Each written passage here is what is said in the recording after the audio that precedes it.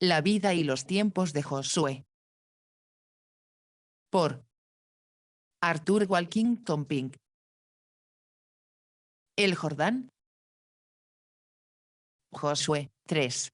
1 al 2. La larga temporada de preparación había llegado a su fin, y ahora debía abordar la ardua tarea que enfrentaba Israel. Los 40 años que habían pasado en el desierto requieren ser vistos desde un doble punto de vista. Primero, fue un juicio divino sobre la generación adulta, que, después de haber sido sacada tan misericordiosamente de Egipto y tan gloriosamente liberada en el Mar Rojo, dio paso a un corazón malvado de incredulidad, reacio a la perspectiva de conquistar Canaán. Números 13. 28 al 33, y resolvió volver a Egipto. Números 14. 1 al 4, cuyos cadáveres cayeron en el desierto. Primera a Colosenses 10. 5, 10, Hebreos 3. 8 al 17. Segundo, fue un entrenamiento para la generación más joven que iba a ocupar la tierra prometida. Esto no ha sido suficientemente reconocido. Durante esos 40 años, habían nacido muchos hijos e hijas, y se les dio la oportunidad de contemplar las maravillas del Señor de una manera y en una medida que ninguna otra generación jamás ha tenido. No solo hubo una demostración visible de la fidelidad y el poder de Jehová ante sus ojos al sostener a tan vasto número de personas con un suministro diario de alimento del cielo, sino que al final, Moisés pudo decir: vuestros vestidos no se han envejecido sobre vosotros, ni vuestro calzado se ha envejecido sobre vuestros pies. Deuteronomio 29. 5. ¿Y no es este siempre el modo de proceder del Señor con su pueblo? Él no les pide que confíen en Él con todo su corazón y que no se apoyen en su propio entendimiento hasta que les haya dado una prueba clara de que Él es plenamente digno de su confianza. Él no los llama a vencer al mundo, mortificar sus lujurias y resistir al diablo hasta que los haya fortalecido con poder por medio de su espíritu en el hombre interior. No los exhorta a andar por ese camino de mucha tribulación, Hechos 14. 22, que es el único que conduce a la gloria, sin antes destetar sus corazones de este mundo, dando una herida de muerte a su amor al pecado, y concediéndoles una prenda arrebatadora de esa gloria. Cuán misericordioso es el Señor y cuán tiernos son sus caminos. Él no apaga el pábilo que humea. Isaías 42. 3, Mateo 12. 20, sino que alimenta la chispa de la gracia con el aceite de su espíritu. Él lleva a los corderos en su seno. Isaías 40. 11, hasta que puedan caminar. Solo un conocimiento personal y experimental de aquel con quien tienen que tratar sostendrá el corazón de un santo bajo las pruebas y tribulaciones a las que debe ser sometido. De la misma manera, el Señor trata con sus siervos y les provee de lo que necesita. Así fue con el predecesor de Josué.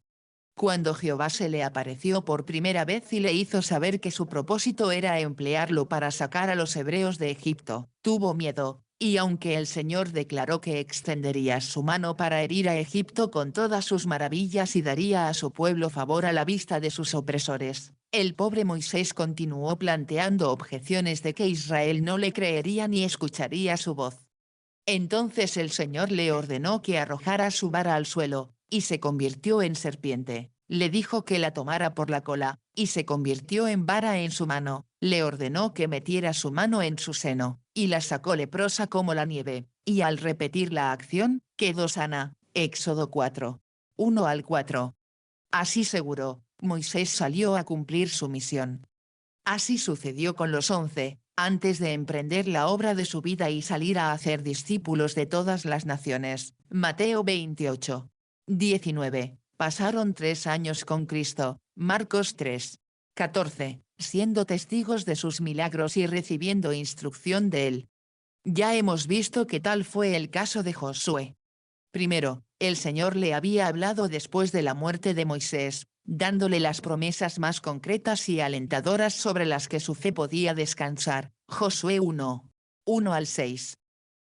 Luego sus manos habían sido fortalecidas por la pronta cooperación de las 2 tribus y media cuya porción estaba en el lado oriental del Jordán, que juraron: como obedecimos a Moisés en todas las cosas, también te obedeceremos a ti. Josué 1. 12 al 18. Luego envió a los 2 espías a reconocer la tierra, y ellos, habiendo recibido una bienvenida y ayuda inesperadas de parte de Rahab, regresaron y dijeron a Josué: ciertamente Jehová ha entregado en nuestras manos toda la tierra, porque todos los habitantes del país desmayan delante de nosotros. Josué 2. 24.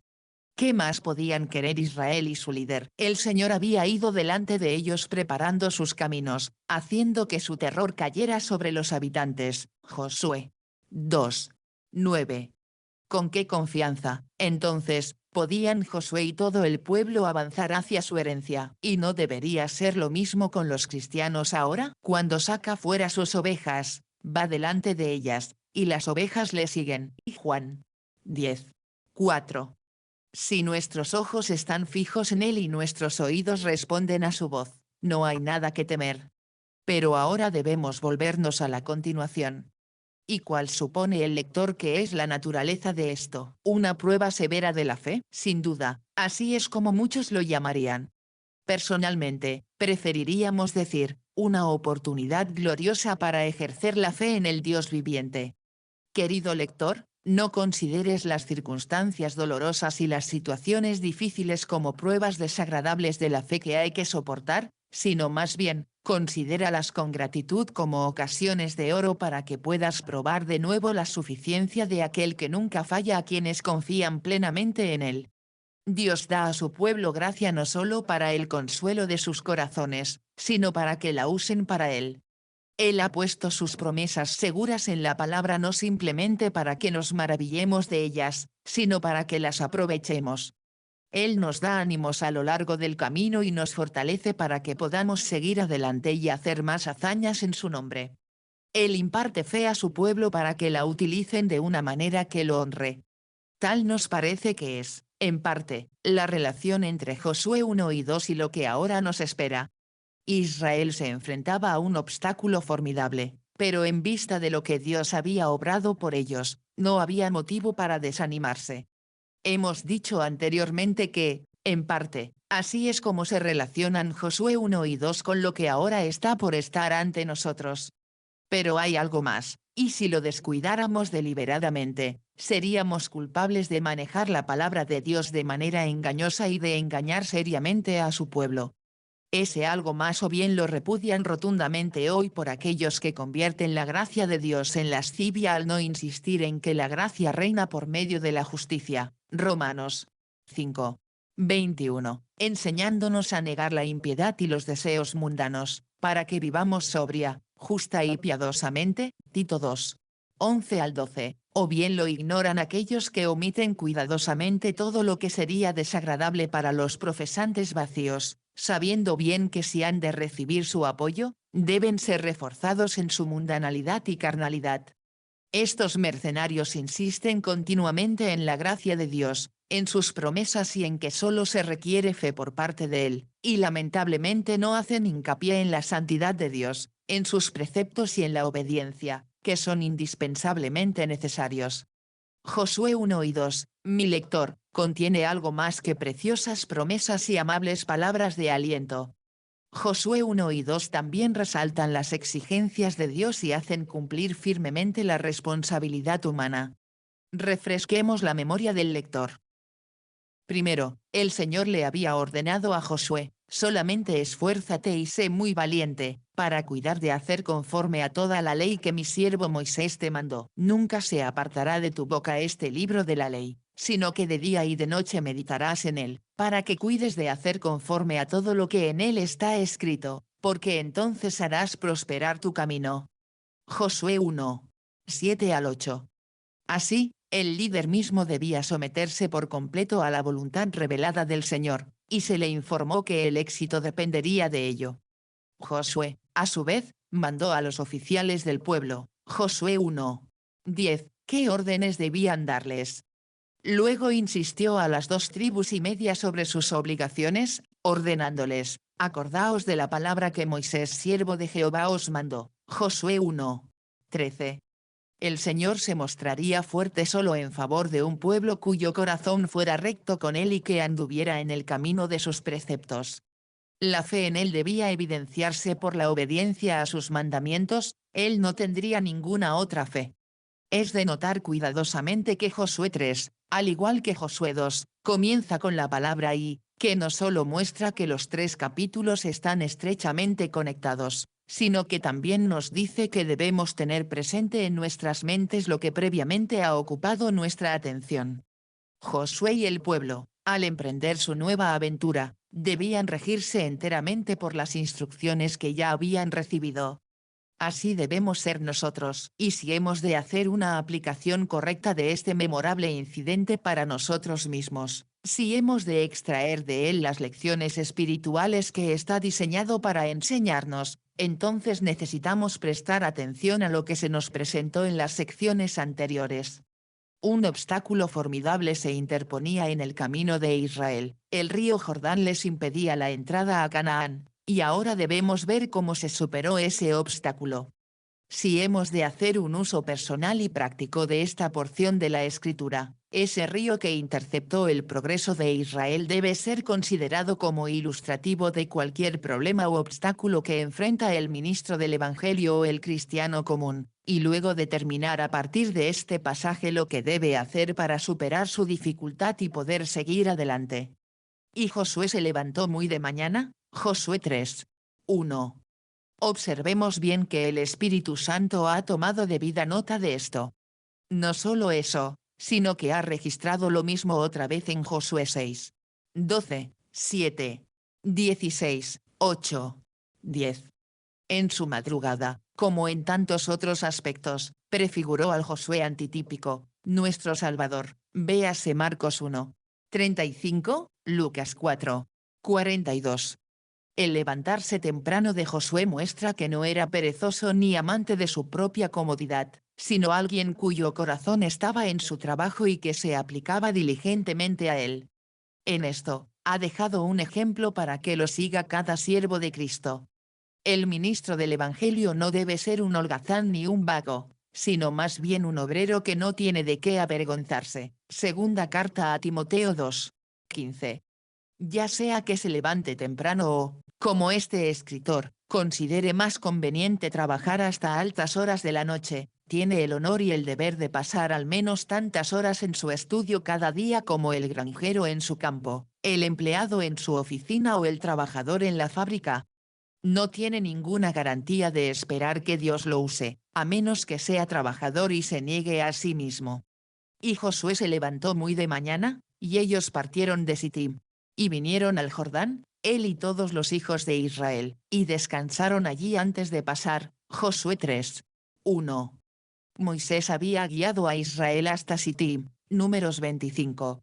1, y después de su muerte, fue desde allí que Josué había enviado a los 2 espías, Josué 2. 1. Habían regresado a él con su informe favorable, y ahora vemos lo que siguió. Al levantarse temprano, Josué demostró que no eludía la difícil tarea que tenía por delante, sino que estaba ansioso por afrontarla. El Señor recompensó su diligencia al inclinar al pueblo a cooperar con él. Ellos podrían haber dudado, diciendo, ¿de qué sirve dejar este lugar donde hemos estado acampados por tanto tiempo y avanzar hacia el Jordán mismo, donde no hay puentes ni barcas para cruzarlo? En cambio, se aferraron a la promesa, en 3 días pasaréis este Jordán, Josué 1. 11, y avanzaron con fe y obediencia. No sabían cómo superar el obstáculo y, por el momento, eso no era asunto suyo. Su responsabilidad era avanzar por el camino del deber hasta donde pudieran, y contar con que Dios continuaría manteniendo ese camino abierto para ellos. Y aconteció que al cabo de 3 días, los alguaciles pasaron por el campamento. Josué 3. 2. A primera vista, parece extraño que una multitud tan grande se quedara acampada allí durante tanto tiempo sin que se les dijera ni una palabra más, pero una pequeña reflexión debería indicar el designio del Señor en ese sentido, y luego mostrarnos la importante lección que debemos aprender de ello. Reflexione sobre este incidente, visualice la escena ante su mente. No era un ejército solamente de hombres, sino una vasta congregación de hombres, mujeres y niños, por no hablar de su equipaje y sus manadas de animales, y el río impidió que siguieran avanzando. Cualquiera que sea la anchura y la profundidad del Jordán en siglos recientes o en la actualidad, es evidente que presentaba una obstrucción infranqueable en el tiempo de Josué. Además, estaba desbordado en esa época en particular, Josué 3:15, y, sin embargo, se quedaron mirándolo durante 3 días, enfrentados al hecho de que no tenían medios propios para cruzar. ¿Por qué? ¿Cuál era el objetivo del Señor en esto? ¿No fue para impresionar a Israel más profundamente con la comprensión de su absoluta impotencia? ¿No fue para encerrarlos más completamente en él? Y no es ese, muy a menudo, el principal designio de los tratos providenciales de Dios con nosotros, llevarnos al límite de nuestros propios recursos, hacernos conscientes de nuestra propia insuficiencia, al ponernos en una situación de la que no podemos salir, enfrentándonos con algún obstáculo que para el ingenio y el poder humanos es insuperable. Por naturaleza, somos orgullosos y confiados en nosotros mismos, ignorantes del hecho de que el brazo de la carne es frágil. E incluso cuando nos enfrentamos a dificultades, tratamos de resolverlas con nuestra propia sabiduría, o salir de un aprieto con nuestros propios esfuerzos. Pero el Señor está misericordiosamente resuelto a humillarnos, y por lo tanto, las dificultades aumentan y el aprieto se hace más estrecho, y por un tiempo, nos quedamos solos, como Israel antes del Jordán. No es hasta que hemos sopesado debidamente la dificultad y luego descubrimos que no tenemos nada propio para colocar en la balanza opuesta que realmente nos damos cuenta de nuestra impotencia y nos volvemos hacia aquel que es el único que puede encargarse de nosotros y liberarnos de nuestro dilema. Pero somos tan eruditos que la lección debe enseñársenos una y otra vez antes de que realmente la pongamos en práctica. Esos 3 días antes de ese río infranqueable fueron la preparación necesaria para lo que siguió, el trasfondo desde el cual el milagro siguiente podría ser más evidente y más apreciado por Israel. La extrema situación del hombre proporciona la oportunidad más adecuada para que Dios muestre su poder. Y no es hasta que el hombre se hace dolorosamente consciente de su extrema situación que se vuelve al Señor y busca su intervención. Esa verdad está escrita en grande a lo largo del Salmo 107, que ilustra y ejemplifica con fuerza lo que hemos estado tratando de expresar. Hambrientos y sedientos, su alma desfallecía en ellos. Entonces clamaron a Jehová en su angustia. Salmo 107, 5 al 6. Y no hubo quien los ayudara. Entonces clamaron a Jehová en su angustia, y los libró de sus aflicciones. Salmo 107, 12 al 13. Se acercaron a las puertas de la muerte, entonces clamaron a Jehová. Salmo 107, 18 al 19. Se desesperaron. Entonces clamaron a Jehová en su angustia. Salmo 107, 27 al 28. Ellos son llevados a una situación desesperada hasta el fin de sus propios recursos, y entonces es cuando ellos, no simplemente expresan unas cuantas peticiones frías y formales, sino que claman al Señor, y tal clamor siempre es respondido por su liberación. Mi lector, no cierres tus ojos al Jordán, el problema, la dificultad, el obstáculo, que te confronta, sino enfréntalo. No intentes minimizarlo, sino toma su medida completa. Continúa contemplándolo hasta que te des cuenta claramente de tu propia impotencia para enfrentarlo, y luego vuélvete confiadamente a aquel que es capaz de lidiar con ello. Supón que eres un ministro del Evangelio, y anhelas que tus oyentes sean salvos. No hay un obstáculo insuperable que se interpone en el camino de la realización de tu deseo. De hecho, lo hay, la indiferencia estólida y la falta de respuesta de tus oyentes. Ese es el Jordán que te enfrenta, la insensibilidad espiritual de tu congregación, y el Jordán es el símbolo de la muerte. ¿Te das cuenta plenamente de que tus oyentes no tienen más vida espiritual en ellos que la que tenían las aguas de ese río? ¿Que no puedes abrir sus corazones a la recepción del Evangelio, así como Israel no pudo abrir un camino a través del Jordán? ¿Estás actuando en consecuencia? Pocos ministros, Pocas iglesias hoy lo hacen. Cuando quieren tener un avivamiento, contratan a un evangelista externo y cuentan con cánticos especiales, en lugar de clamar al Señor.